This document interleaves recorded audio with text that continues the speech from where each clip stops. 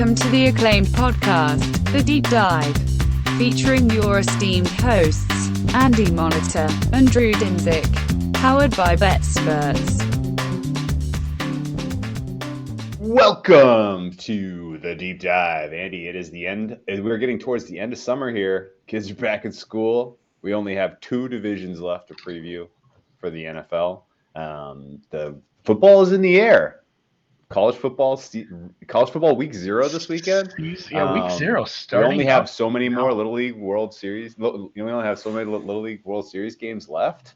It's really we're running out of summer here, man. How are you feeling? Pretty good. Yeah, Monday golf was a little weird. Honestly, once I got to the playoff, I was checking the sunset times for Jersey. Like, my God, if they go like 5-6 holes, this thing might play into Tuesday. I'm like, we can't have that. My Sioux Falls, South Dakota, I'm not from South Dakota. I'm not even really from Minnesota, man. You spent a lot of your life in South Dakota. But I did spend a bunch of time out there. I do have a lot of in-laws, so cheering for them. They won again. I think they're into some sort of regional final. Yes. Our guy Weir goes again. Pretty excited about that.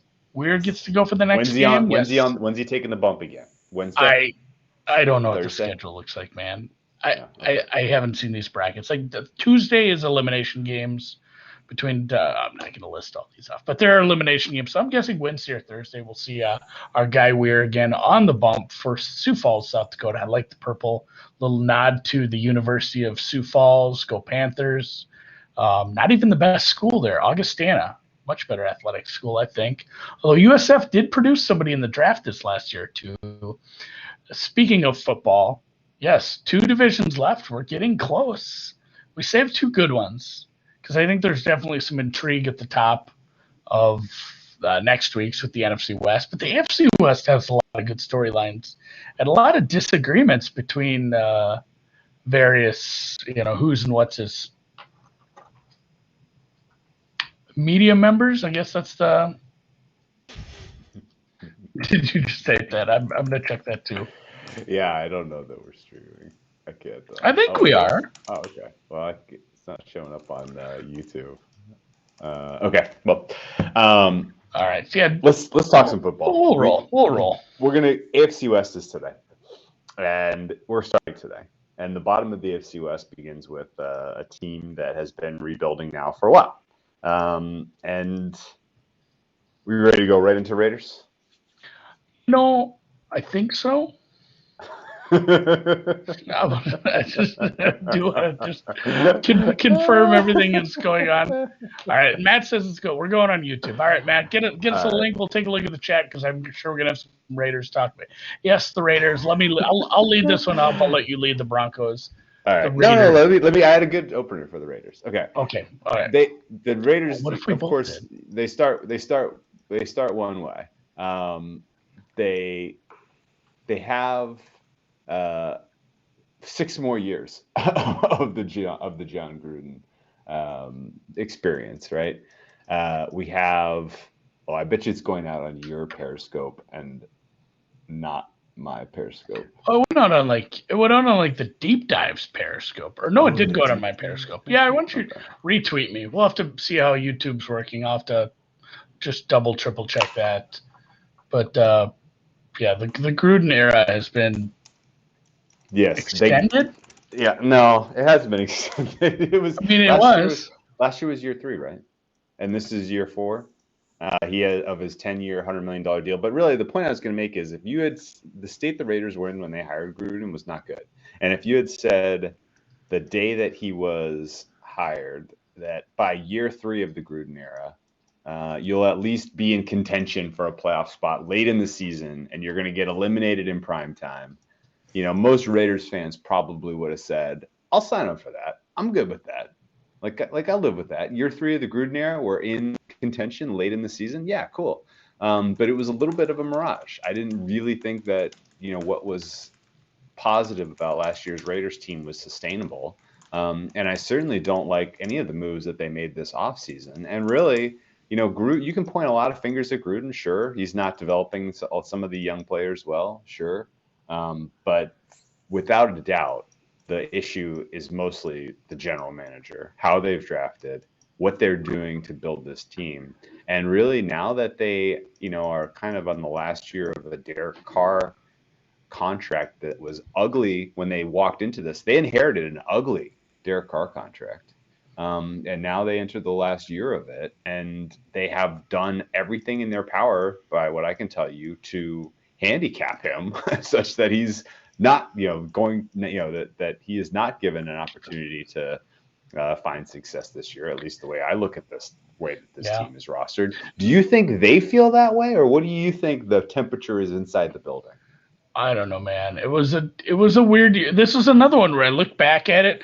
I kind of had a feeling about it. Then I look back and I'm like, this is a goofy year too. It was goofy, and really looking back at like, what did Derek Carr do wrong besides like the Atlanta game was horrific. Like he had that was a nightmare game. I think you bet Atlanta there. That game was just complete one-way traffic. He was bad, but otherwise, just getting what he had, given what he had to work with, and really they kind of found a lucky break in that tight end. Really, getting Waller to off of like an unrestricted free agent. I'm not sure where it was. I believe he was a Raven, but that was just like an oopsie find. Other than that, we're going to get to it. You can see it on the sidebar here. We have Gruden and Mayock. We want to talk about them extensively, but the 2020 season, just quick touch, like they were reaping. And this is again why we're going to be so negative on Mayock and probably a little on Gruden too. They were reaping the bennies of the Mack trade still. Yes. The Khalil Mack trade. They had two first round picks. They've had a decent war chest of picks. They just haven't converted any. And maybe we can shit on Matt, but sometimes it's just bad luck. I mean, it could be bad luck. It could be bad drafting. It could be bad scouting. It could be when you're the only person in the universe that sees Cleveland Farrell as a top 5 talent, and then he turns out not to be. That's kind of on you. I was getting to that. It was like, sometimes you see these teams, they reach for somebody and be like, oh man, what did they see? Like, oh my God, this guy. But if you do that a bunch and it just never works, it's like maybe you just have a bad scouting, take on things. When you use draft capital on Jacobs as a running back, well inside the first round, that's on you. There were a lot of missteps really in terms of self-evaluation, being able to evaluate what worked for your team last year and then seeing what they did this offseason, and we'll get to that, it was problematic. Yeah. But yeah, I guess reflecting a little more on 2020, I did not expect the Raiders to be in the playoff picture, and yet lo and behold, after a miraculous win against the Jets, week 13, they were 7-5. They were 7-5, and they were very much alive for that 7th playoff spot in the very competitive AFC. That included a couple of huge wins for them. They beat the Browns. They beat the Chargers. They beat the Chiefs. I was going to say the only reason they were into contention was a 6-3 win where you beat the Saints, Chiefs, and Browns. Like that, that team with that amount of talent usually doesn't win those 3 games. You hosted the Saints in your house without a crowd, and you went toe-to-toe with them and then beat them. Now, granted, that was very much helped by some fortuitous officiating, but you beat them by 10 points. I bet on a lot. As I'm looking up and down the schedule, I'm just realizing now I bet on a lot of Raiders games last year. I was in on almost every one of these games. I thought the Chiefs were going to come off their bye and absolutely throttle them, but the Raiders hung in there. And that week 11 game, lost 35-31, probably should have won. The next week, getting blown out by the Falcons, you saw that coming. I can't exactly tell why that happened, but I remember seeing that coming. And then, they get a lucky win against the Jets, but that was about it. The next week, they underwhelmed against the Colts. Yeah, that was the cover zero play. Against the Jets, the 31-28 win was handed to you. That cost Greg Williams his job, that loss. And really, like you said, the Atlanta game, that's right. You were banging the drum heavily for that Atlanta game. I don't even think you saw it going that one. No. Atlanta was going to play well in that game, but what Carr did to exacerbate it was hilarious. The Colts game was a big embarrassment one too. The Chargers game was I think the Chargers kept missing field goals, and then that went to overtime. was like LA refused to win. The Chargers game was crazy though, because that was in prime time. Yep. That was Thursday night football. That's the only reason I watched. Yeah, again, you're still alive for the playoff spot, but you need a win. And yeah, that one went to overtime in insane fashion. And I think the back and forth was crazy. You had Marcus Mariota come in for Derek Carr, whose groin exploded. And the Raiders got stoned on a touchdown opportunity with the first drive in overtime, ended up kicking a field goal. And so the Chargers had to score a touchdown to get the win. And Herbert looked like he got stopped and the clock was going to tick out and they were going to lose. Chargers were going to find another insane way to lose. But ultimately Herbert got in with the 1-yard rush. Herbert, by the way, when we get to the Chargers, remind me to bring this up. Herbert's ability to gain short yardage was brutally bad last year. He is like a weird. He needs to watch some Cam Newton. Yeah. He's the anti Cam Newton to a degree. He just can't get those short yardage. I don't know what it is. I think the injury, the Mariota thing, was the Dolphins game, wasn't it? Mariota came in against the Chargers, and then Mariota played the entire Dolphins game. He played the Dolphins game too. Yeah, that was the weird one too. That just snatching victory from the jaws of defeat with the Jets thing where they handed it to you essentially. But then you had the Washington game where they give up that long pass to Fitzmagic, and then on top of it, just if I remember it right, it was like one of those like, oh my God, is his neck broken face masks where it's like really, really apparent. And then it's like he put him in kind of field goal range, and then you see that and like, oh, like it's gonna be like a 35-yard field goal now, and they're gonna lose. And then really like the Denver game, this team finished second in the division. But the Denver game, it was two meaningless teams that had been eliminated, and they actually they scored a touchdown on fourth down, got a 2-point conversion, and then blocked a kick. Like, hey, you know what? You want to say they won it. They won that game. We got to fix actually the record. I was wrong. Mariota did not play in the Dolphins game. It was Derek Carr came back from that groin injury and played the next week on a short week. I didn't realize that. But Derek Carr played the entirety of that Dolphins game, including an 85-yard pass to Nelson Aguilar to put the Raiders up 22-16. Presumably their season is saved. They did not convert the extra point. This is important. So they were up by 6 points, not 7. The next play, Myles Gaskin, or next drive, Myles Gaskin, 59-yard touchdown pass from Ryan Fitzpatrick. I don't remember that. That was insane. I think it was a scamper. They did convert their kick, so they're up by 1, 23-22. But the Raiders, with 19 seconds left, kick a 22-yard field goal to go up 25-23. Now, how do you lose when there are 19 seconds remaining and you're up by 2 points? How does that happen? Well, Ryan Fitzmagic absolutely had the crazy horseshoe up his ass. And like you said, he made the play. He got the face mask, set them up for the 1 second remaining 44-yard field goal by Jason Sanders. Was good. That was the most insane game of the NFL regular season in terms of how in the world did we end up here. That wasn't a great game. It was a bad game in general. But it was a good bad game, and I do remember why.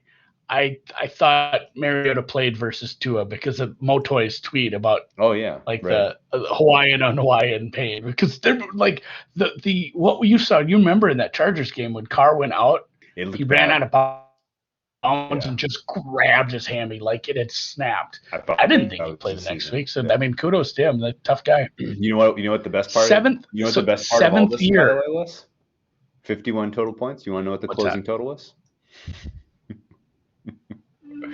51.5. 48. So it only went over because. Which one was that? That we middled or something? This one middled. Yeah, I think. No, this one did not middle. This one went over. There was a different one. This one went over, but it was still hysterical. 51 points on just with 6 points coming in the final 20 seconds from either team kicking a field goal. So, yeah. And ultimately, if they had just converted their extra point, they would have at least had overtime opportunity, but it was not to be. Either way, the Vegas Raiders saw their season end in prime time. So if you were a fan, at least you got to see some drama. At least there was some drama. At least there was some interest. You weren't just another one of the teams that ran their season went sideways on them and nothing interesting happened. That feels more like what we're in for this year with this team, because I don't think a second place finish in the AFC West is in the cards. No. And yes, it was, I can't remember what preview I was reading the other day, and they showed like all these Raiders coaches that got extended into their fourth year, and it's happened to Chucky twice now. So this was technically his 7th year as a Raiders coach. But it was like James A. Garfield, non-concurrent, Non-concurrent, sure. Or like I know a couple that got divorced, remarried later on after they got divorced again, and they count it like this is our 20th anniversary technically if you push them all together.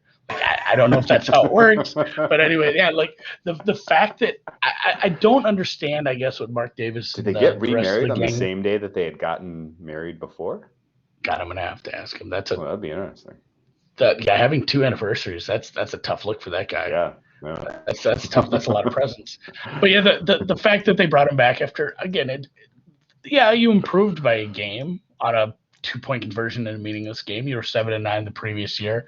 You've improved every year technically, but I don't see like the rebuild, what you should have gotten with all these draft picks over the past few years. It just hasn't translated into like excitement for this team. And again, I don't want to shit too hard on Derek Carr. He's not a bad quarterback. He's never going to be. He's a very limited range. Like he's not Alex Smith check down, but he's not scared to check down. And really, just like over his career, he hasn't turned the ball over a lot, but he hasn't been spectacular either. It's just a small range, high floor, low ceiling. Like he is what he's going to get. And again, we'll discuss too in the offseason stuff if we think the receiving core got better or worse. Well, let's talk about the offseason. The key players lost is really where I want to start. For a team, 3/5 of the offensive line.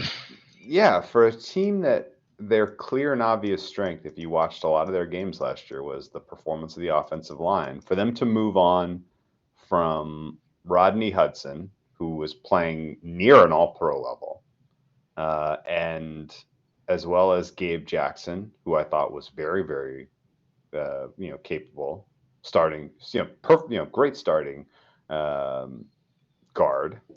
Immediately snapped up by the Seahawks, by the way. Rodney Hudson immediately snapped up by the Cardinals, by the way. So Raiders' loss is the NFC West's gain, apparently.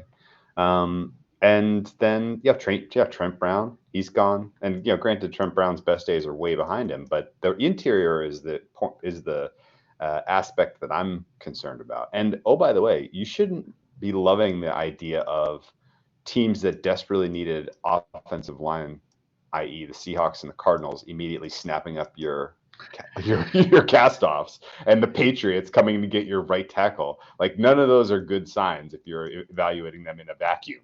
And then if you're evaluating them for this team specifically, Derek Carr has performed at a very notably better level when you can provide him with interior pass pro compared to when he is feeling pressure up the middle.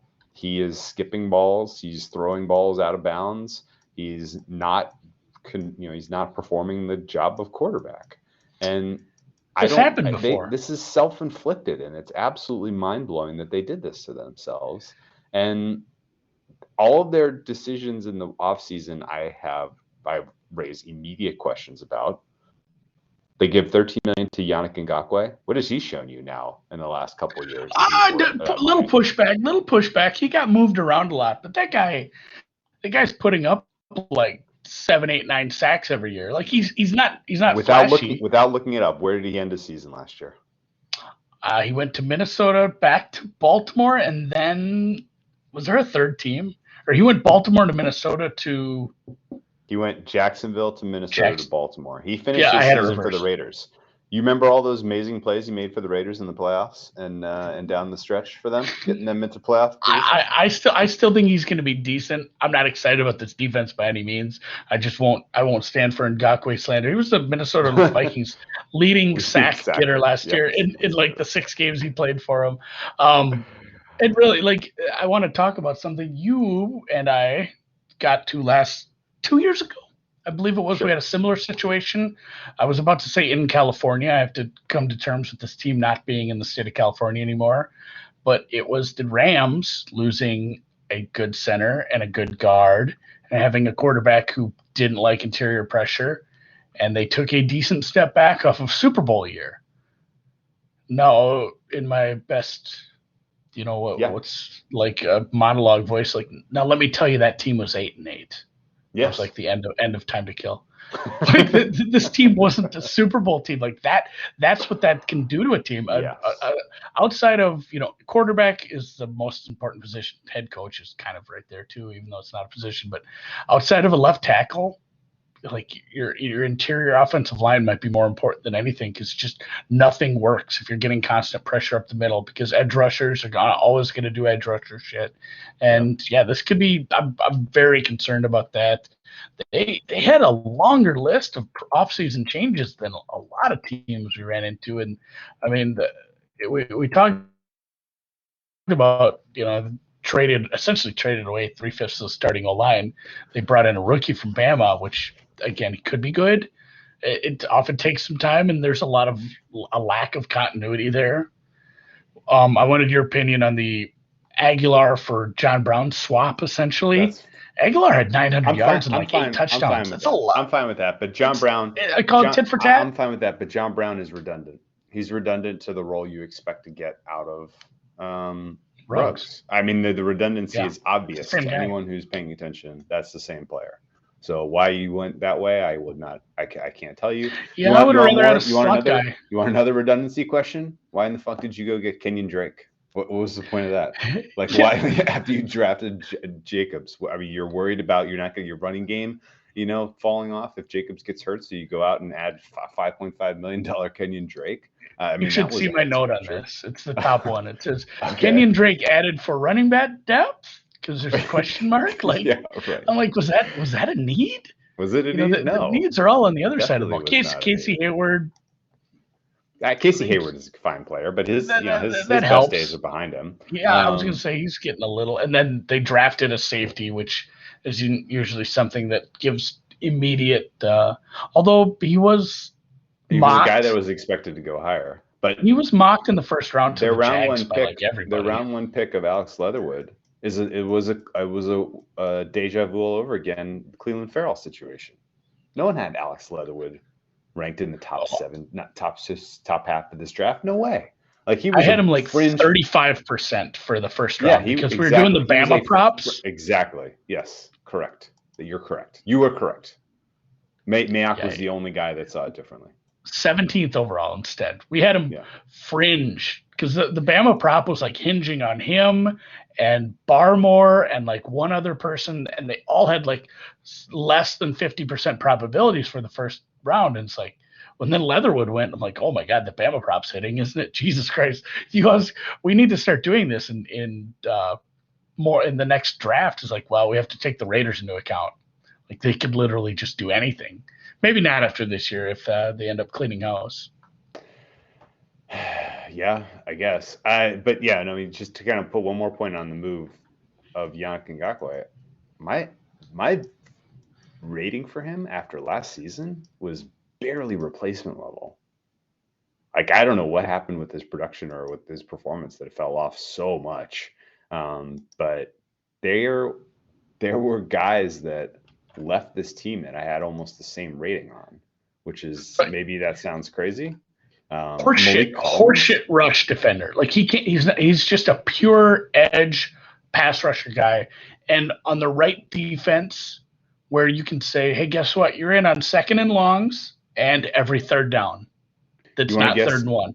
Like he's great for that. He's great for that. But in a defense like this that doesn't have all this a wealth of defensive linemen, it doesn't make sense to use him as a rotation guy like that. So I don't know. I like him, but I agree it doesn't make a ton of sense for what they did with him. Yeah. I mean, it was not a meaningful upgrade in my opinion. And again, ultimately, it's potentially going to come out for the Raiders at quarterback this year with a weak offensive line. So you're counting on your offensive line coach to do the best job in the NFL. What do you think the chances of that are? It's Tom Cable, so it's Tom Cable.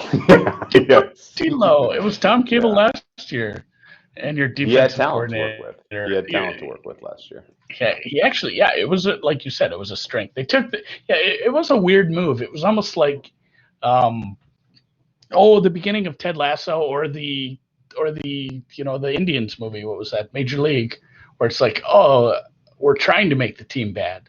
Like, let's take one of our strengths and absolutely hamstring it, and then not really improve the other strengths or the other weaknesses. I can't believe you went there, because I was really hoping you were. Was this intentional? Like, is Mayock trying to get rid of Gruden? I feel like Gruden. Not Gruden, but get rid of Carr. Like this, because like honestly, like we've seen enough of Derek Carr to know that you should not re-sign him to a long-term big money deal if you are the Raiders, unless he can perform under this situation that you've created for him, right? Like, if Carr is competitive this season, then you probably have enough information to stick with him. But you've set him up to fail. You have absolutely set him up to fail. Did they do it on purpose? Yeah, I don't know. Let's talk the Mayock Gruden experience, because it's a lot of money, and I don't understand fully how the coaching contracts work. Like, if you fire Gruden, you have to pay all that money? Probably.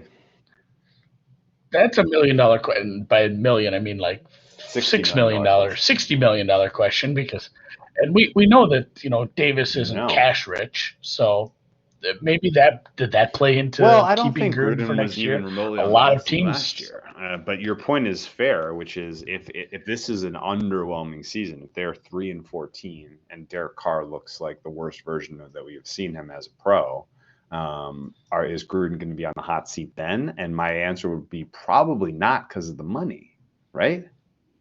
It's so much. It's so much money. Not. Mayock, maybe. I don't know.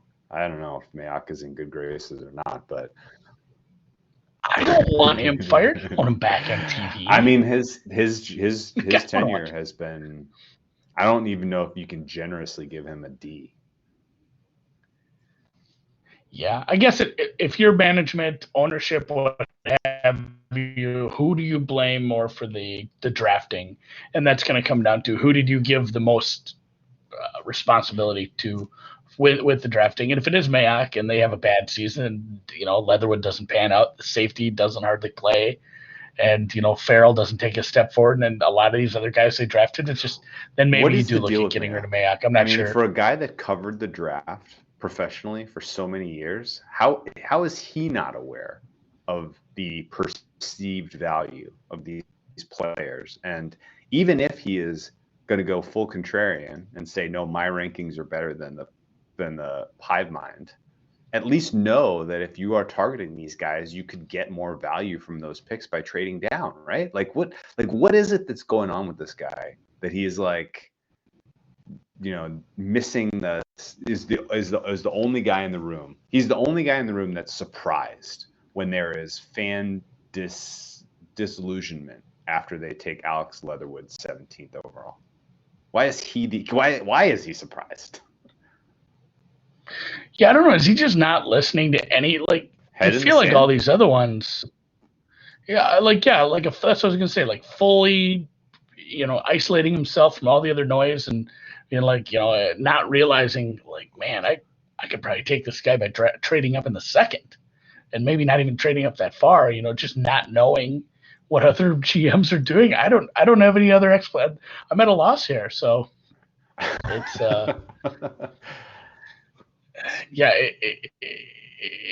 it's baffled me for sure, just based on like the Farrell pick. Like, when it's a one-off, like, all right, we took a shot with our guy, and the most common one people bring up maybe is Trubisky. Like, you traded up and took him where people didn't think, and that was a high-profile one with a quarterback. I think some of this Mayock stuff goes under the radar a little if you're not a Raiders fan or not following it as closely, because it's like nobody remembers. They took Clelin Ferrell, and that was a bust at that pick. They had like 3 first-rounders that year. They had 2 this year, and just none of those none of those guys have really turned out outside of. I mean, you have a decent running back, and that's something you can find pretty easily. I don't want to put Kenyon Drake up there, but yeah, you can just get a Kenyon Drake and probably get a decent amount of production out of him as well. So let me ask. I got a couple more unanswerable questions for you about this team. Hat tip, Mr. Simmons. Yeah. Hat tip to the rewatchables. I've been listening to a lot of those lately as I drive around. The defense was clearly bottom 5 in the NFL last year, correct? Yeah, I'm putting it there again. Question number 1 that's unanswerable: did they upgrade it? And then question number 2: what is the strength of this defense? I can't put something ahead of other. Like if I had to put something ahead of other things. What about question 1? Did they upgrade the defense? No, I don't believe so. Like the Hayward signing is fine. You're probably going to be starting a rookie free safety. Arnett, we'll see if he improves off last year. Again, the Ngakoue thing, I don't think he's a 3-down DN. He's going to be a fine pass rusher. Just going to get some sacks on 3rd and long. But Farrell, I don't see him taking a step forward. So, like, what you did was bring in Ngakoue, Hayward, drafted a free safety, and I mean Gerald McCoy. No, I don't even know if he makes the team. Yeah, he's like 33, 34. So I don't think, if anything, the defense maybe takes a tiny step forward in coverage if Hayward can take away a little bit, but Abrams, bad. You have a bad strong safety. You have another corner that's not going to play well, and a young slot corner. And yeah, I struggle to take any part of that team and put it ahead of the rest. Like, I guess if you had to, I'd say maybe the front 4 is better than the secondary, but that's only by attrition. Right now, Cleveland Farrell's playing behind your 2019 4th-round pick, Max Crosby. That's Max with 2 X's.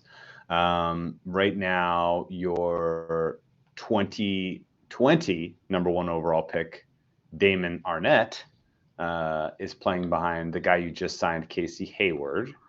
Casey Hayward, who has a difficulty staying healthy at this time of the year, and who you just picked up for $2.5 million off the scrap heap. I think the answer to both questions is there is no strength, and it didn't improve, and there is no strength. I think these guys are going to give up the pass, and I don't think they're going to be able to get off the field when other teams are putting them in run the ball, run the clock out situations. So let me ask you this then. If last year, what kept them in it last year? And I mean, what kept them in games at times, especially against, let's say, the Chiefs, the Chargers? In obvious passing downs, they had great pass pro and Derek Carr precision passing down the field. He can make that first read like nobody's business. Like, yes, if somebody's open and that's the person that was supposed to be open, you're getting a first down because he was well protected and he's pretty accurate with the ball. Yes. If protection broke down or he had to go, further, it was often just a running back check down and we'd end up with a punt situation. But the offense was decent at times, and you can probably give Gruden some credit for that. That's his specialty, I suppose. And again, if we're going to have the breakdown in the center of this offensive line in the interior, and he's not getting that protection, and you're saying the receiver core probably didn't improve. Yes, Waller's great, and yes, you have an okay deep threat with Ruggs, but the redundancy with Brown is kind of weird. I would have probably got a slot guy, or kept Aguilar. I guess I'm not sure what the whole deal is there. So if the offense takes a step back and the defense hasn't got better, we're saying this team is going to be worse than 8-8. And that kind of brings me to the schedule. We'll get to that, but boy, well, not a lot of advantage spots for them. Let's give a little bit of positive shine. Let's be a little positive here and just say. I try to say nice things about Derek Carr. Gruden's scheme, Greg Olson is offensive coordinator. It's strong. A lot of first down passes. Carr was very good on first down passes in the first 3 quarters of the game, and they got off to some good starts because of that. Honestly, but I think as teams start to figure out their tendencies, as they're anticipating more first down passes, and as you can create a little bit of a mismatch against their inexperienced interior offensive line, I think you're going to be able to turn that against them to a degree. And I also worry about why they went out and got Drake, and they're like, "Oh, we got to establish the run kind of mentality." Should we run more? Seems like it might be in their cards for them, which is horrific. But that's this. Let's look at the schedule and let's figure out where the wins are, because I'm struggling to find the wins. Also, in your little color-coded thing, often we'll find teams that are like, oh, here it's an advantageous spot, here's a disadvantaged spot, here's an advantage spot. It's not that way. Outside of just the relative strength of schedule with enough teams there that are, 500 teams or better, they have the 4 early games in the East Coast, the East time zone. They have Cleveland in December on a back-to-back road. They have that weird that Cincy coming off their bye, which again we don't know what that team might not be very good, but Cincy off their bye in a weird sandwich of probably some track meet games if the offense plays okay. Yep. You get Philly off the bye, so I've named those are all disadvantage spots, and then really your only advantage spot is the mega mini bye versus Washington football team, where you get them off a Monday, you're off a Thursday. So you get a great advantage spot against Washington. That'll be a really shitty game. And honestly, it might not. Some of these Raiders games are so entertaining. The ones we went over last year, they were so worse. So it's not great. And then on top of it, and we'll get to the quarterback situation in the Mile High City, even if Denver decides that they didn't do anything outside of getting Bridgewater, like Bridgewater and those receivers are more than capable of taking that defense to task. The Chargers are going to be a much better team, obviously. You saw what they had in the second half of the season with the rookie, the young rookie quarterback there, and you have the Chiefs twice, and then just on top of that, everything else. Like I said, Cleveland on the road. It's going to be tough to find 6, 7, 8 wins here. Yeah, I'm exactly there with you. They got to play 5 games in the 1 p.m. time slot on Sundays. Never a great sign. You mentioned all of those spots I'm concerned about. I do agree. I like them against Washington in that nice little. They get to host Washington on a Sunday. Washington's coming off of Monday. The mega mini bye. Yeah, that's a beauty. And oh my God, that Cincinnati game. Number one. Happily taking those 4.5 points. I don't think that's going to be around by the time we get to the middle of the season. That's going to be a pick'em, if not Cincinnati, a small favorite on the money line. But that over right now, you want to guess what that total is this moment as all the look aheads are up right now? High 40s? 50. And that closes 54 would be my guess. Yeah, and that's another thing, too. As you look at some of these teams where they're favored against, or, a pick against Miami, Chicago, Philly, Cincy, Washington, Denver. All teams with upside. Well, they're all teams with maybe a little bit questionable quarterback play. Sure. And the great equalizer in that is having a horseshit secondary to throw against. That's how you make that's how you make Andy Dalton or a rookie. That's how you make Tua. That's how you make Hurts. That's how you make a second-year player coming off an injury in Burrow, Washington, Fitzmagic. Great point. Bad secondary. It's just a great point. It's still a bad spot for Washington, but all those teams are favored against. And then Teddy, and the last one is the Chargers, who I think have a good quarterback, albeit young. The great equalizer to a bad quarterback is playing against a bad secondary. Even bad quarterbacks look good if the coverage sucks ass. There's some decent receivers on those teams as well. Yeah, you made Drew Lock look good last year. Final game of the season. Yeah, no, it's you nailed it. Your defense is going to make those bad quarterbacks look good on the schedule. I think that is exactly correct. Nothing about this defense to me screams that the problem has been solved in any way, shape, or form. Even though you brought in new defensive coordinator, Gus Bradley. Gus Bradley, former head coach Gus Bradley. Gus Bradley was cut loose by the Chargers last year. Their DC under Anthony Lynn. Who he replaced? The fired Paul Gunther, who was and this is not good for this team. They scooped up by Minnesota instantly because he used to coach with Zimmer. So, we better get him a job up there. Oh boy, yeah, not great. Yeah. Not interested in the. I don't think that's solving the problem. I guess I'll put it that way. We have a funny little glitch in the odds too, and when we pop over there, you'll have to look at this. Oh, but let's look at the odds because I'm ready to find a way to attack these guys. The old joke is that Super Bowl. Is that missing a zero? Because it actually is. It is missing a zero. Okay, yeah. That's 75 to 1 to win the Super Bowl. Unbettable. 30 to 1 to win the AFC. That is unbettable.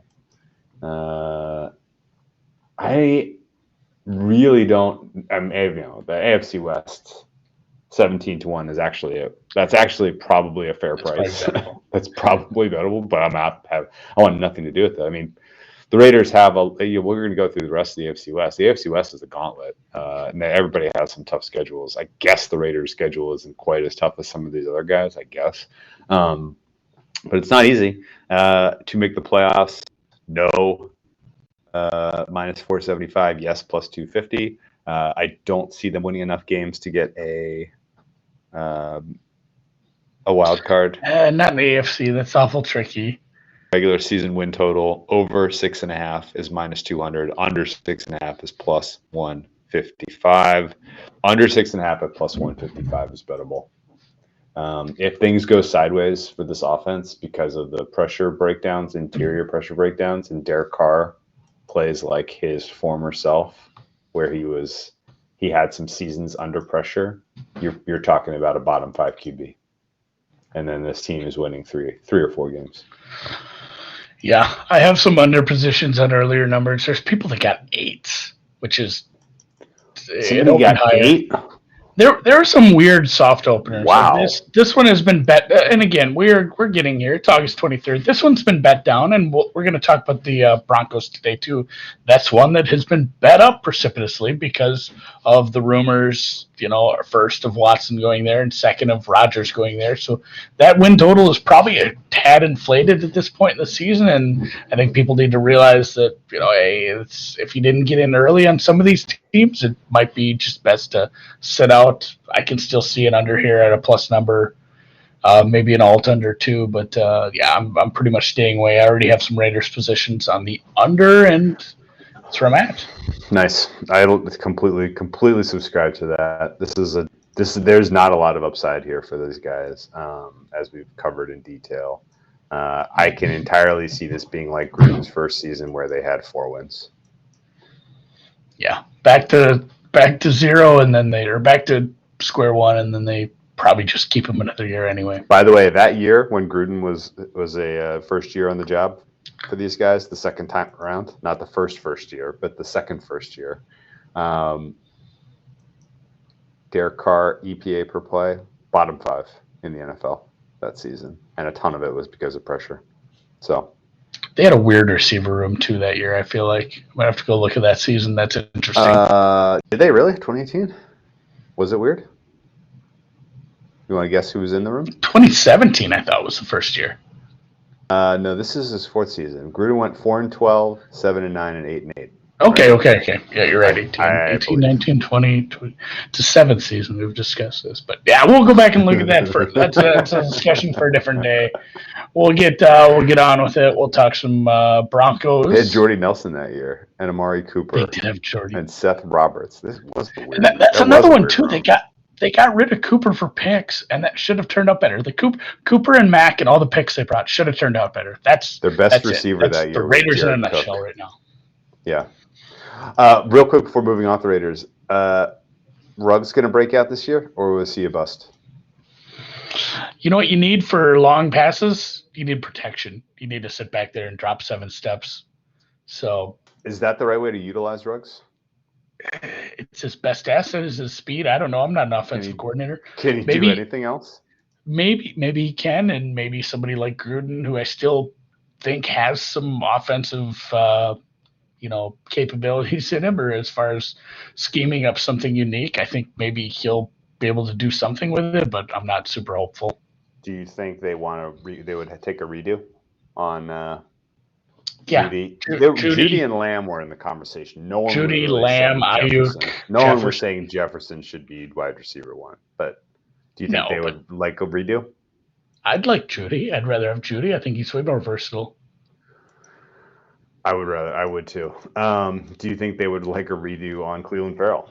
Yeah, they'd like a redo on almost Abram, almost all of these. Essentially, the running back was the only good pick in the last couple of years. Who? And that's damning. God, dude. Do you know? They didn't really. There wasn't anybody on the board who really stands out that could have been a huge difference maker at the edge. The best in that class looks to be Brian Burns, but he was pretty consensus mid-tier, middle of the class, round 1. There's really, other than like the likes of Josh Allen and that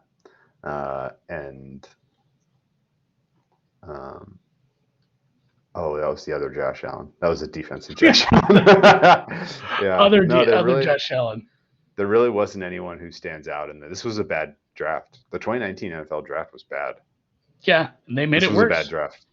And they had a whole shitload of capital in this one.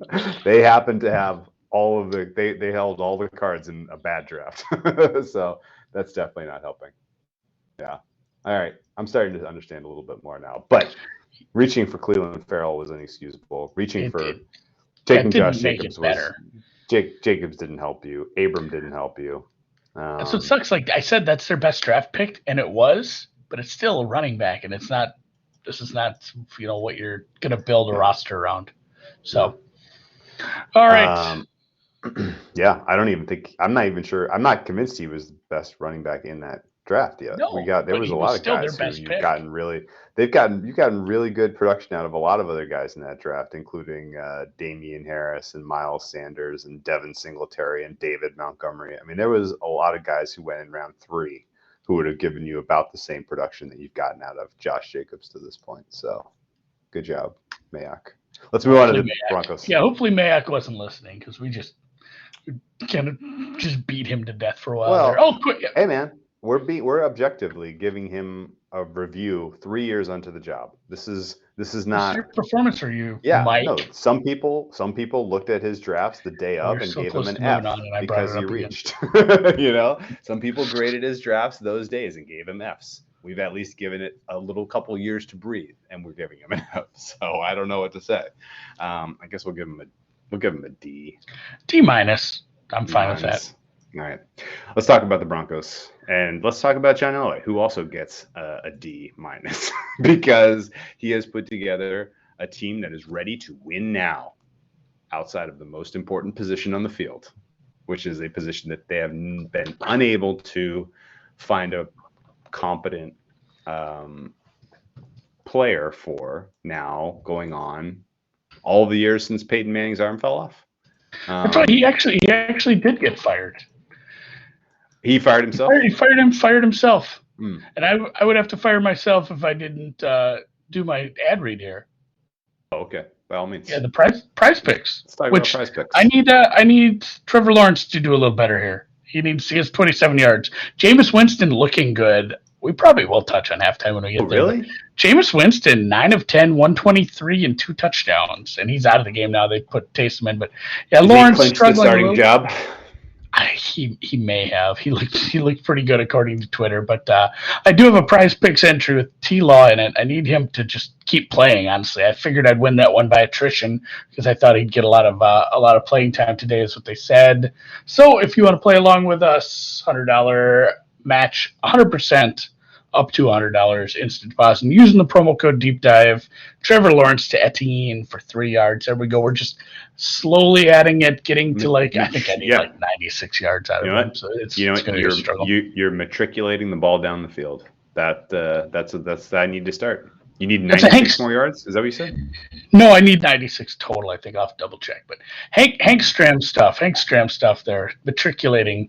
That was a halftime kind of like a code word last year. So all right, absolutely. back to the Broncos. Remember when we talked about the Raiders a bit ago, and yes. I said they had weird games? Like this was another equally weird. equally weird. A lot of weird close games, like both Chargers games. Again, the Chargers games are weird. We're not even going to spend time on the Hinton game because we've wiped that from the record books. That game didn't happen. If you're running numbers and trying to use historical data, that is just going to be an anomaly point that you should be tossing out because it shouldn't have any forward bearing on prognosticating anything in the NFL. As Kendall Hinton becomes the second most famous Hinton behind S.E. Hinton, young female author from back in the day. And funny enough, I'm a literature guy. I don't know who S.E. Hinton is. You've read The Outsiders, haven't you? Oh, a movie with everybody in it. It's an awful movie. The book was better. I mean, I hate to say it because that's so cliche, but yeah, the song sucked. And I like Stevie Wonder, but yeah, the movie wasn't great. Stay Gold, Pony Boy. There was a train of thought that just got derailed because I had to go do some weird reference. No. The Hinton thing. Okay. Funny enough, looking back at that, the NFL stats and what have you, they award something akin to a pitcher's win-loss. If a quarterback starts the game and you lose the game, you take the loss because you were the starter, and that's where you come away with quarterback win-loss records. Yes. Philip Lindsay took the loss. Philip Lindsay will never recover from that. He will always have a below 500, a losing quarterback record because he took the first snap on a Wildcat. In fact, he took the first couple snaps before Hinton came in. So technically, that's fantastic. I did not realize this. Little barroom trivia because everyone calls it the Kendall Hinton game. It's the Philip Lindsay game. Your starting quarterback that day was Philip Lindsay. So ugly game. Yeah, we had a couple other weird, ugly, close games. Brett Rippon also started a game. And that's the thing too. Like the fact that this season was marred by so much injury that you had games where Brett Rippon started. You had Jeff Driscoll. Jeff Driscoll started a game. Yeah. What game did Jeff Driscoll start? I think maybe the first one, honestly. I thought he played right off the bat. No. Drew Lock was live against the Titans. They realistically they should have won that game. They had I feel like he played in 4 or 5 missed kicks from Gostkowski in that one, and the Titans still managed to get a win. That was a bizarre game. Bizarre. Yeah, you're right. This was like none of this really happened. This was a very, very bizarre. Yeah, 5-11. I mean, I'm not going to spend a ton of time in the year because 5-11. The Chargers game that they won was just a weird back and forth thing. The Jets game was a Jets game, even though it was on the road. They didn't technically win 2 games in a row because the 2 games they won in a row, they won with a bye in between them. They beat the Patriots in Gillette.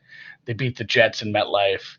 And the rest of the games they won at home. No, they did win that late game against the Panthers. That was a late season Panthers swoon, I suppose. Yeah. The Chiefs game that was kind of close.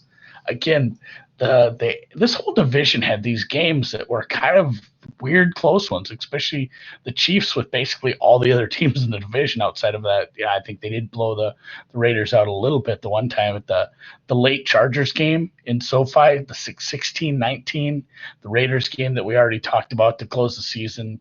Obviously, the Bills were finding their form late in the season and, just blew the doors off them, put up all pert near a 40 burger, a 50 burger on them. Pert near a 50 burger on them. Yeah, I'm feeling kind of country. I remember that game well. I don't remember which one was the Driscoll game. I do remember the Rippon game was the Jets where they got the win. Rippon will probably go down as an all-time winner as a QB starter. I don't think he'll Driscoll ever get another start. And he was 1-0. Did the Steelers? Drew Lock got hit by Bud Dupree and effed up his shoulder. And then Driscoll comes in. Steelers luck. The Steelers did start 11-0, but a lot of luck there. So Driscoll played that game. He played the Bucks game, which that was. He must have started. He came in relief started one game. Steelers. He started the Bucks. Okay, and then there was ripping time for week 4. God, what a mess of a fucking season. Rippon actually, and again, in the overlapping. Rippon came in late in the Bucks game because they were losing badly. They didn't score in the second half. They started 0-3. And then Rippon was your winning quarterback against the Jets. Yeah, I feel like maybe there might have even been some Flacco, and that wasn't the Flacco. Oh, Flacco was the Jets quarterback. Flacco was later, but Flacco was the Jets quarterback in that game. Maybe he did play. Man, there were some ugly matchups at quarterback in the league last year.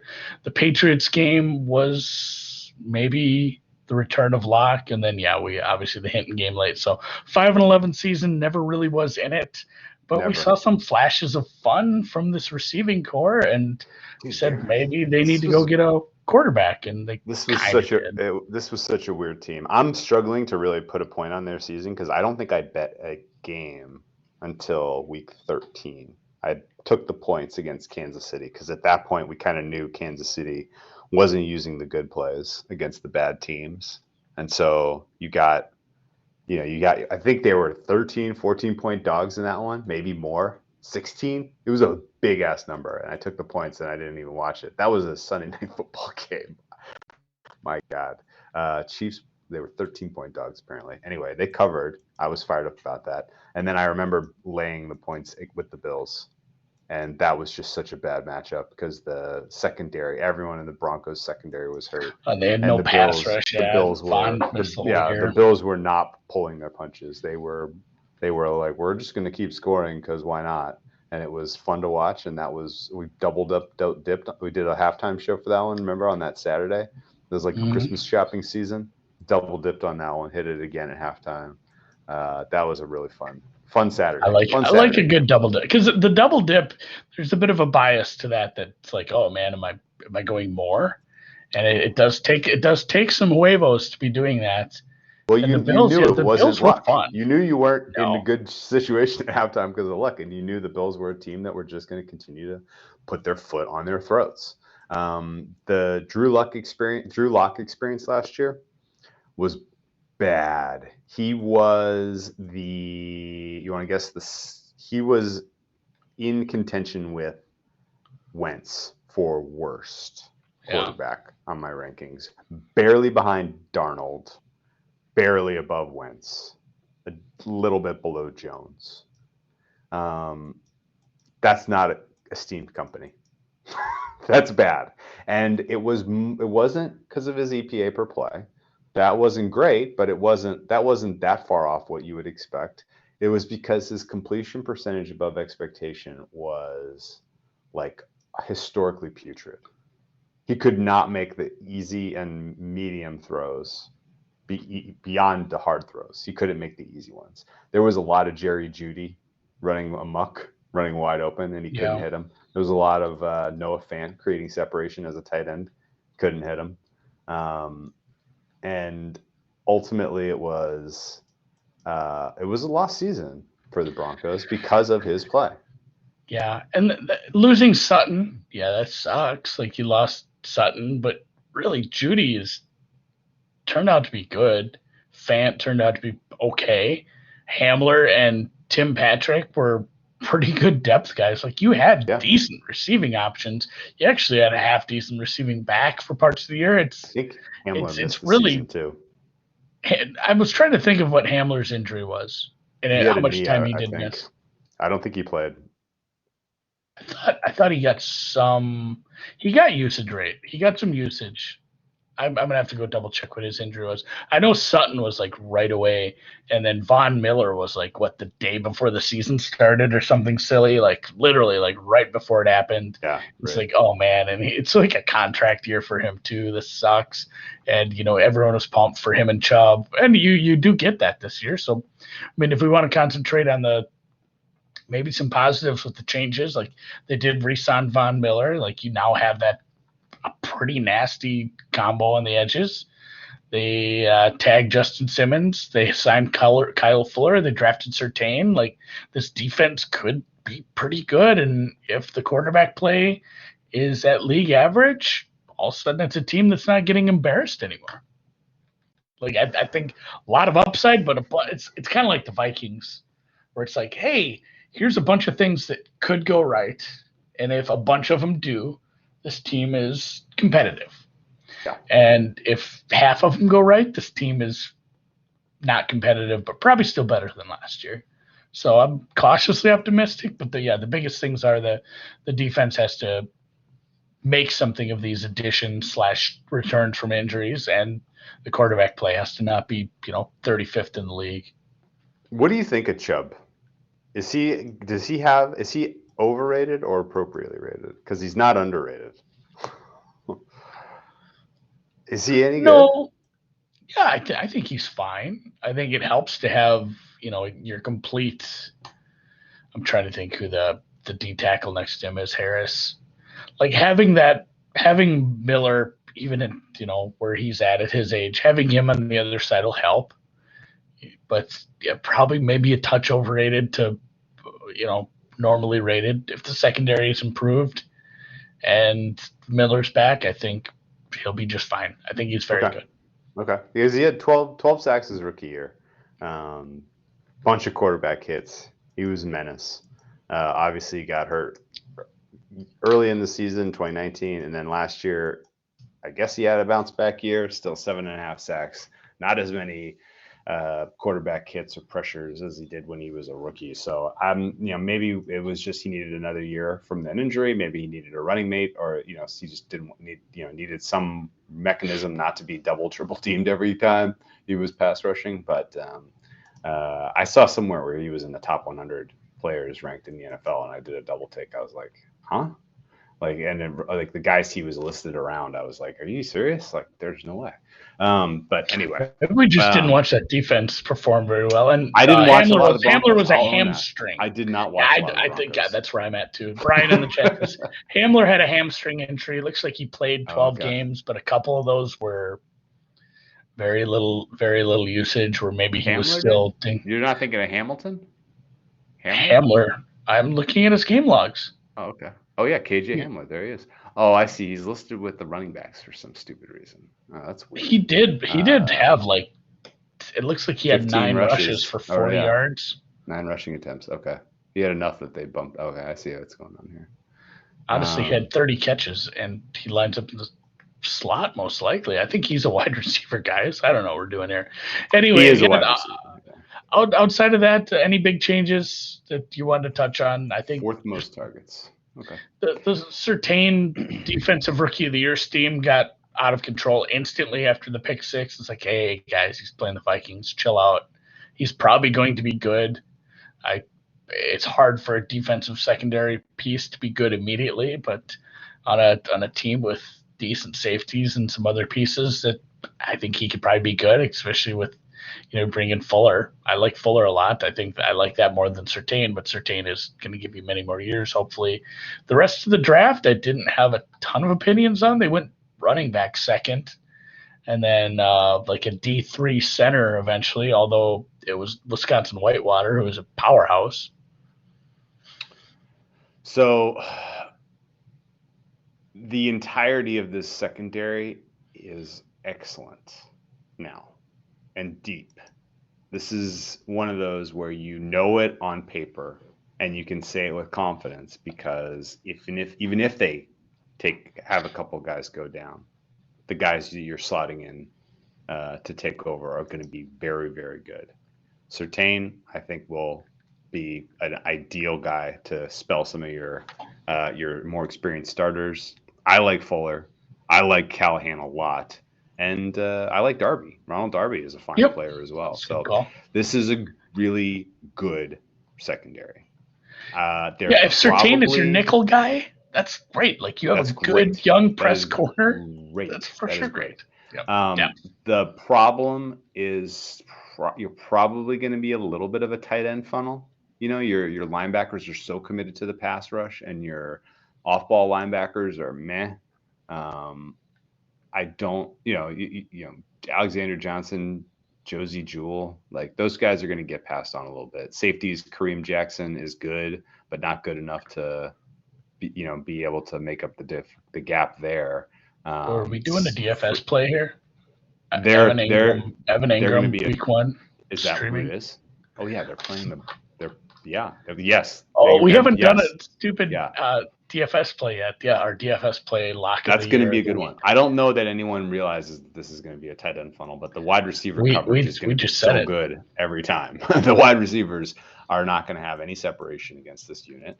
Running backs are not going to have an especially easy time going up against a relatively stout interior DL here. This is going to be a good defense at the end of the day. You're going to be able to attack them with the tight ends, but that's about it. Ultimately, I think they have a lot of things going for them in terms of depth, in terms of talent, and I would guess that this is a top 10 defense ultimately. You agree? Yeah, for sure. They're being priced like that though. Like these are some low totals. They're expected to be good, and they're coached by Vic Fangio, who is obviously a defensive guy. Yeah, Ed Donatel still the coordinator. However, on the offensive side of the ball, they have turned over the keys to Pat Shurmur. We also do not know what the deal is with Teddy Bridgewater, Drew Lock situation. Do you have? I guess here's two questions for you. Do you have a lean either way with what they're going to do, and do you think it matters in terms of handicapping this team and their potential for this season? Yeah, I think Teddy with good protection and good receivers around him is probably the better option. But again, what are you looking for from this team? Like, do you thinking, hey, we have Teddy Bridgewater now and the defense is locked down, we're a playoff team? Because if you don't, if you think your ceiling is like 9 wins, 10 wins maybe, it's like, oh, well, we didn't make the playoffs, but we had a winning season and the fans are kind of happy, but now we have a crappy draft pick and we're right back where we started. Like the Drew Lock experience, there's cases to be made for it's like start him.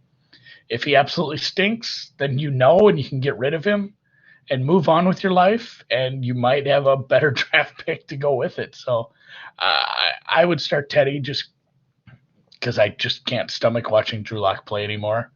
But yeah, it's again Teddy Bridgewater's probably not a long-term answer either. So it'll be interesting to see where this heads. And then my question back to you, Drew, I'm going to fire it right back to you. You were pretty harsh on COVID holdouts, not because they held out, like you were fine with people doing what they thought they were right, but you're harsh on them as far as what you think you'll get for performance. I have low expectations. Yeah. Yeah, low expectation. I'm going to say harsh. I'm going to say you were hateful. I'm going to really ramp it up. Okay. No, but just going back to that, like, what about somebody who essentially the same kind of thing, like Von Miller? He wasn't a holdup, but he missed the entire season.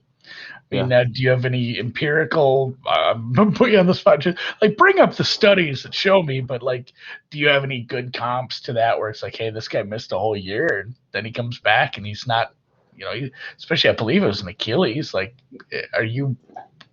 Can you bounce back from that? We saw Durant. Like, an Achilles injury is a nasty injury, especially for somebody who's trying to get off the edge, up on your toes like that. I don't know. I'm a little nervous about that. If you're asking me what is my Vaughn is washed probability, it's 30-ish. Between 30 and 40 is what I would have said. His value by my numbers peaked in the 2015 season.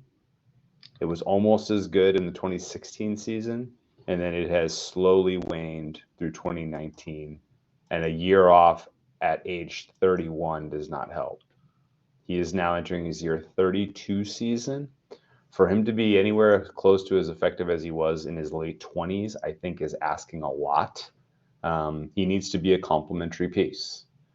He needs to be able to do, if the less you have to ask of him, the better, honestly. And I would not be surprised if he ends up splitting snaps with a guy like Jonathan Cooper potentially. You get a young guy in there for some snaps, and you put him in on obvious passing downs and make him go disrupt. He does the Dwight Freeney deal, late in his career, where you're like, no, he's obviously a super disruptive pass rusher. You just have to deploy him effectively, right? Because there's that trade-off all the time. Yeah, there's the trade-off where the older you get as an edge, the athleticism declines, your speed, your power. Ability to get past the blocker diminishes, and you have to lean more on your craftiness, what you're doing in terms of misdirection and moves. And Miller has that stuff, so I think he can still be effective, but I don't expect much from him in terms of his year 32 season. Like any market that has sack odds for sack price for him, I would look for the under. I don't think he's not my sack number for him, probably 6 realistically. I think is a fair price. To see if I've seen the individual player prop market has exploded in like the last 2 weeks as far as the offerings. It's really insane. I'll have to go hunt that down. I kind of want you to answer the quarterback question too, and maybe do it twice. Like, what's the right move? And then what's the right move for like the long term? What would you do and why would you do it? Maybe that's a better way to phrase it. By the way, give me Von Miller on PointsBet. Give me Von Miller under 9.5 sacks at plus 105. That's man, that's pretty high. That is a beauty. My goodness gracious, that's high. All right. The quarterback question for Denver is whatever. That's what it's all about. That's what it's all about for this team at this point. You have a team that is top 10 in the NFL in talent at every important area, except for quarterback, where you are bottom 5. And one of two, I thought you framed it well, which is that you just go with Locke this year and you close your eyes and you say, either we get the Josh Allen explosion where his completion percentage over expected is league average, and then all of a sudden he is like a very capable passer, right? And all of a sudden, you have the weapons in Judy and Hamler and Sutton, although I'm not expecting Sutton to be effective really until later in the season, if at all this season, just because of the injury. But Fant is good. Like if Locke does the Josh Allen impression, you're set. Keep run out the extent of what he will give you as a quarterback, and either extend him or don't. Probably not going to matter. But the Teddy Bridgewater experiment to me is a mistake, because that does put you squarely in purgatory. I think it makes you a better team. Playoff game. You are not winning a playoff game. You are going to the playoffs probably. You're getting the 7th seed probably, or you're going to be eliminated in January, right? One of those. You're on the bubble really. Yeah, you're either last year's Dolphins or you're last year's. Who was the last team in? The Colts. Colts, yeah. Yeah, you're one of those two teams. Yeah. And it's exciting to have a playoff game. It will not be it will be on the road. Vesco Field in Mile High or whatever. No, you're going to who's the 2 seed going to be? You're probably going to Buffalo? Oh. Maybe you're going to Kansas City? It's closer, I guess, for travel wise, as far as getting home after the beatdown. But yeah, you're probably you're traveling to another cold weather city to get the shit kicked out of you, likely. And yeah, I think it sucks because we do this a lot where we play GM and say what's better for the team long term, and we're probably right that Teddy's worse long term. I still want Teddy to start. No, I still want to see him play. I can't stomach Andy, you start Drew Lock all 17 games, assuming he's healthy. And you said it already. He's either good enough that he either does the Josh Allen, and now maybe you could win, because he's got a tool. He's got the tools. He's got an arm. If he can rein in, if he's even remotely accurate, which is something I would not have entertained as possible until Josh Allen proved it. Right? Would not have entertained it. If we were having this conversation last year, I would say, nope, the data is what it is. Lock is done. Get rid of the bum. Right? But the Josh Allen resurrection has forced me to revise what I think is possible. And I think it's possible. Yes. Hang on. I'm not saying it's happening. It's possible. Okay. You see if it happens. If it does not happen, you sign Aaron Rodgers. That's all there is to it. Aaron Rodgers wants to get out of Green Bay. That has been the entirety of this offseason, was Rodgers maneuvering his way to have his one foot out the door. That's your fallback, and it's not that bad of a fallback. No, I think no matter what happens, that's hopefully the move. You should be, once the big boards start to come out late in the season for the draft, you start texting Aaron, asking him who do you think we should pick? Like, exactly. Like, who do you want? Obviously, you don't need a receiver. You're set at receiver. Like, hey, would you like a new offensive tackle? You want another tight end? What would you like? I don't even know if you need very many good offensive linemen. You don't need Munchak. Munchak is amazing coaching up these guys. You're going to have great pass pro. You don't need much on that offensive side outside of a quarterback. It is quite startling. Okay. How well that marriage would work. If Locke fails and you're picking in the top 5 of the draft, you get a pass rusher to take the crown from Von Miller as sort of the guy, and you're off and running. Honestly, like that. This is Ryan brings up an interesting point. They could get Jimmy G yet this year. I'd rather suck this year and get Rodgers, bring Rodgers in, honestly, and get a good draft pick. I don't want the you have Teddy Bridgewater. The difference between Teddy Bridgewater and Jimmy G over the balance of a season, maybe you cover one more game. You're not winning or losing them anymore. Yeah, it's probably a little better. It's a bigger arm, but yeah, it's not. I'm not a big Jimmy G excitement guy. Rodgers, though, boy, that's fun. That would be boy. Of all the teams of the 50 whatever Super Bowls now that have won multiples, like talk about the highest average age, like 75-year-old Peyton Manning, 40-year-old Aaron Rodgers, and John Elway at the absolute end of his 30s. Career.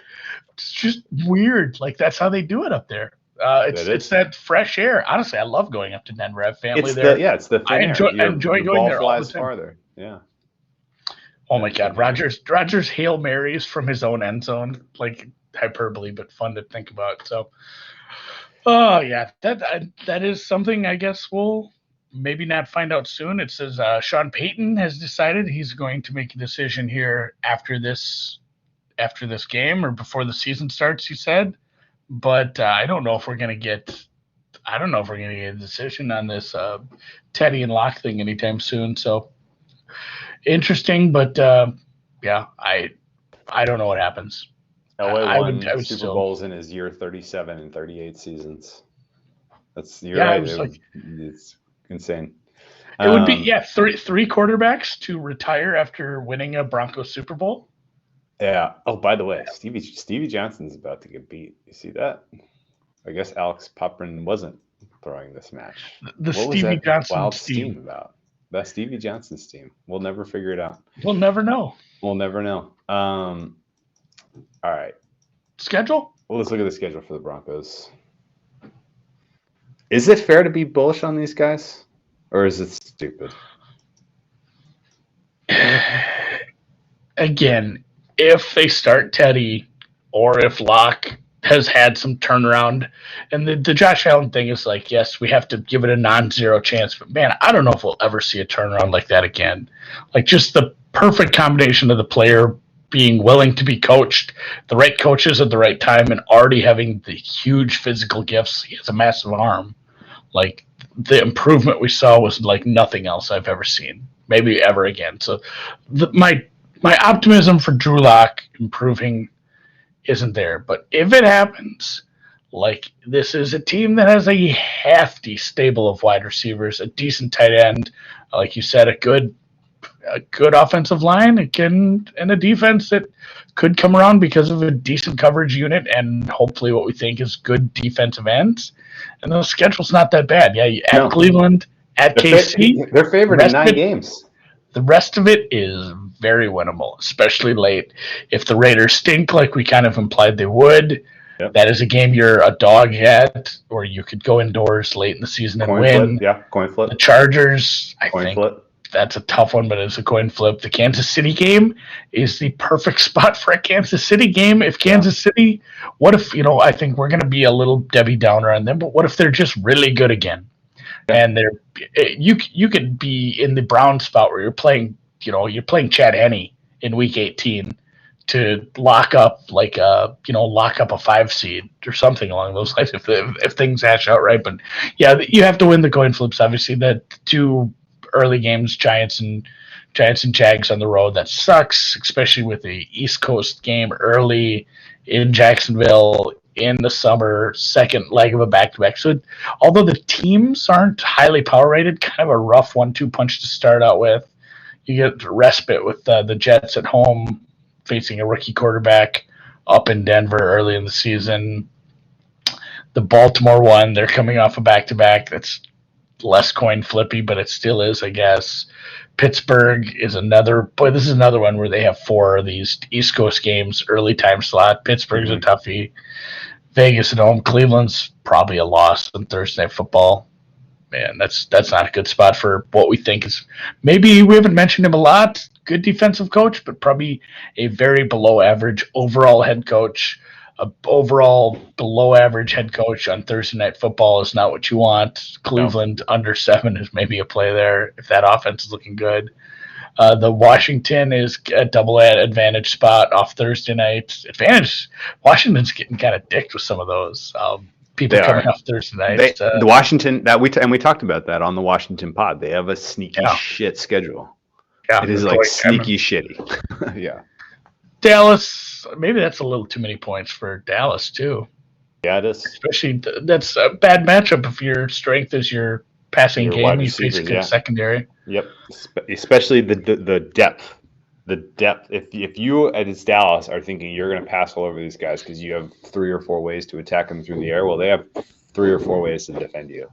Yeah, effectively. So looking at a way to bet this team is if they were okay through the first half of the season, you look at that bye, and they have the Chargers, Detroit, and Cincy at home with the KC home game very late, possibly an ugly game that doesn't matter to KC. Yeah, you can't assume that, but that's a non-zero chance.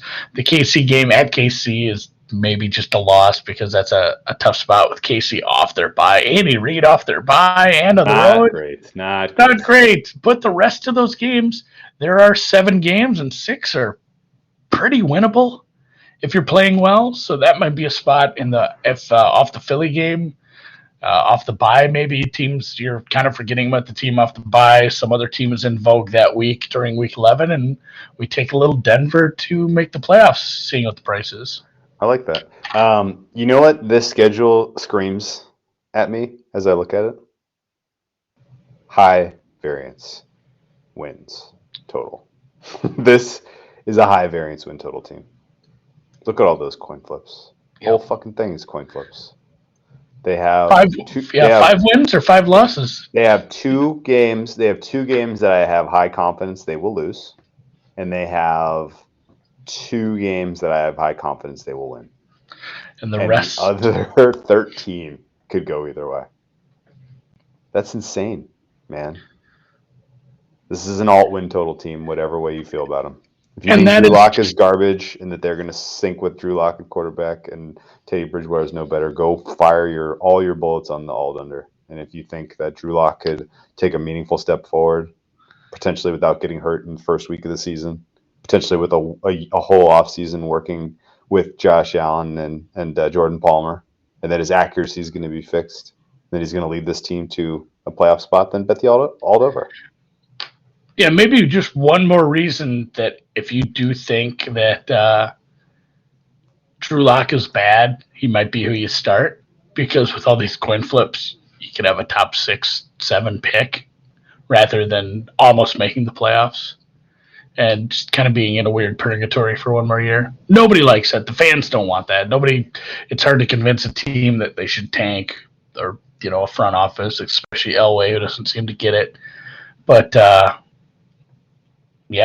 like if you were playing with bad quarterback play, this is a team that loses 2/3 of those coin flips and wins like 6 games, absolutely, maybe 5. So, yeah, kind of an alt total team, and let's take a look at the odds here, Matt. Ooh, those are not big enough numbers.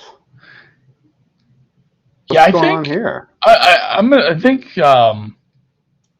Dan made these for you on a vacation. Hopefully, he's watching so he can feel some shame. We should congratulate producer Dan on his engagement. He was on vacation.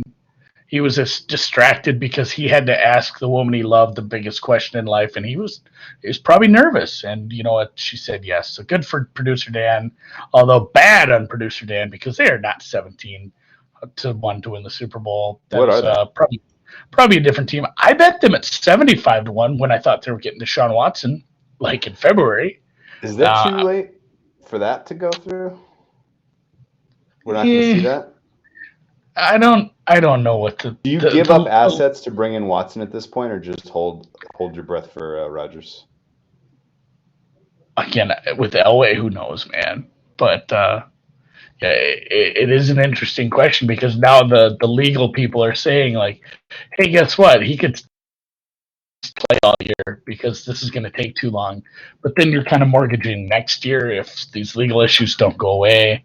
So it's a higher risk, but it's sooner. I'm seeing 35. Like it's now. I'm seeing 35 to 1 for the Broncos Super Bowl right now. I was going to say 40-ish, yeah. So 35-40, probably right around there. 15 to 1 to win the AFC West plus 550. These have all of these again. These kind of got knocked with all the rumors of first Watson and then Rodgers. I have to think he was one-time guest, Cleve TA. He made the case for why not Watson to Denver. Why not? And that's where I got 75 to 1. I have also 20 to 1 to win the AFC West.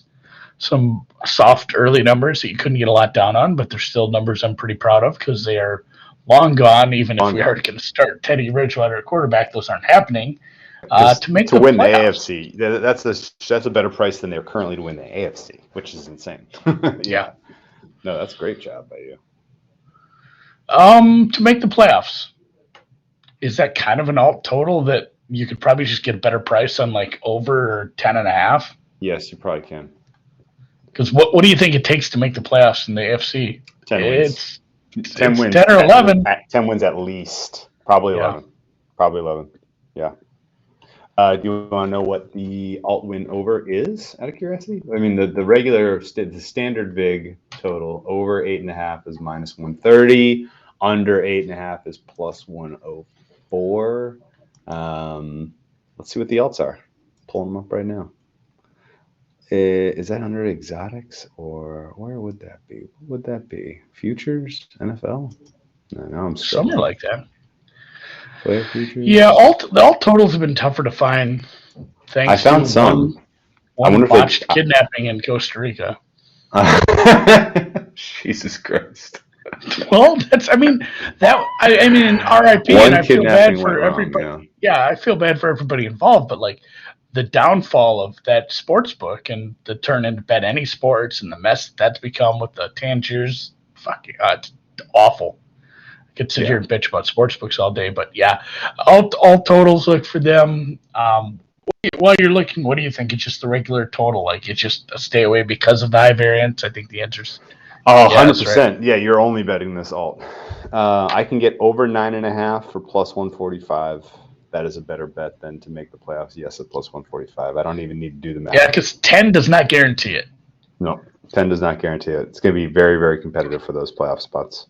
There have been 11-win teams that didn't make the playoffs when we had 6 spots. The Matt Castle Patriots didn't. One team out of the following will win 10 games and not make the playoffs is my prediction. Pittsburgh, Denver, Chargers, Patriots, Dolphins. One of those 5 teams will miss the playoffs as a double-digit win team. I go with that. You see South Dakota won anyway. They did, even without Gavin. Their second pitcher's apparently pretty good, too. 6 innings to shut up They're plus 180, dude. I know. They're just not getting respect. You know why they're not getting respect? Because they're from South Dakota. Yeah, I guess they're from South Dakota. Maybe it's a vax thing. Like, their governor's been pretty outspoken. Maybe they're worried all these coaches have COVID or something. Wow. I don't know. Sioux Falls South is pretty Dakota, Little League World Series, man. They're making me whole from a very rough weekend. All right. Well, I think if I had to play an alt, I'm playing over 9.5 on these Broncos before I'm playing under 7.5. The under 7.5, if you wanted to know for pricing, is plus 215. Obviously, it's a better price, but and one of these two is cashing. They're not finishing with 8 or 9 wins. No way. We'll have to clip this. 8 or 9 wins? Nah, not happening. Not happening. At least not to the certainty implied by this market pricing. We'll clip this when they lose their 10th game. We'll play it again. Yeah, exactly. Right. Cool. Well, thanks. Yeah, thanks for hanging with us, guys. I won my prize picks. Nice. Yeah, Lawrence. It was Lawrence and Ty Montgomery receiving yards over. Oh, good. Lawrence. Do you have any ended thoughts up on second half line here? What do we got? It's 20 points so far. 20 points so far scored in this game. They are exactly on pace for this over. Depending on what price you got, I guess. Yeah. Some people maybe had a 40. Some people got 39.5. I saw this moving today while I was so on the the thing is, I'm probably a little sketched out about any unders here. I'm not saying I'm betting the over, but the fact is you're going to see more Taysom. You're going to see maybe some more Trevor Lawrence and probably mostly Minshew. So you're getting starting level quarterbacks against backup defenses. So that's kind of rough looking at it under, even though it is a big total. And then you have Brian. Brian brings up Charlie Hoffman top 20 choke. Yeah, that was rough. Oh, thank God sucks. Keegan and Connors kept shit together. So Josh Wilkin in the chat. Thank you. Jags -1.5. Over under 17.5. Yeah, I'm seeing 1.5 -110 for the Jags. I don't hate that, but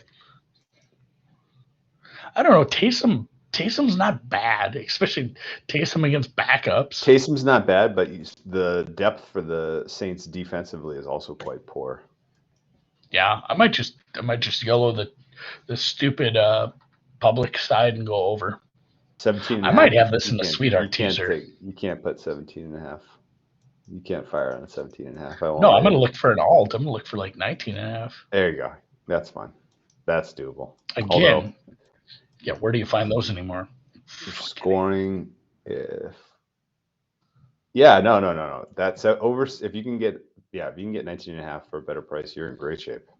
Yeah, I do miss the dimes of 5, where there was always the pull down menu. There was like 6 options. They had different options on second half team totals. They'll buy. You can buy or sell anything, anywhere there, and even if you were killing them by doing that, they would still let you do it. If you were, if you're a sportsbook manager listening, and actually I'm going to talk to somebody over at DraftKings about this. Also, you know what the world needs? First half teasers. People will get killed on those. Like those can't. Like you get 3 points instead of 6. People will get murdered on those. They don't cross enough stuff. They never will. There's no such thing as key first half numbers really outside of maybe a 3. So first half teasers. Let's bring that in if you're listening. What do you think of? Speaking of week 1, have you played any, or do you have any appetite to get involved in Broncos at the Giants? The Giants aren't playing anyone, they've said. Like, no, for week 1. Oh, I thought you meant the next preseason game. Just probably some Evan Ingram props. If we've been over this, like he's our guy. Lock. Evan Ingram. Evan Ingram props. I really hope that game goes over. That would be so fucking good for future stuff. You know how there's fluky random shit that happens in week 1? If that game flies over, that's going to set up like 10 bets over the next couple weeks. It's going to be so good. Week 2 overreaction day. Yeah, exactly. There's going to be some great shit like that if that happens. God, look at this Broncos starting schedule, man. Giants, Jags, Jets. What did they do to deserve this? Unbelievable. All right, well, let's put a bow on this episode and get our let's get in regular season form and do some Chiefs Chargers on Wednesday. Sound good? Yeah, this is going to be a good one. This is going to be a lot of fun. I'm pretty psyched for the Chargers season, and we have a lot of Devil's Avocado to be speaking about for the team down there in the middle of, where did Trump say they were? Was it Kansas?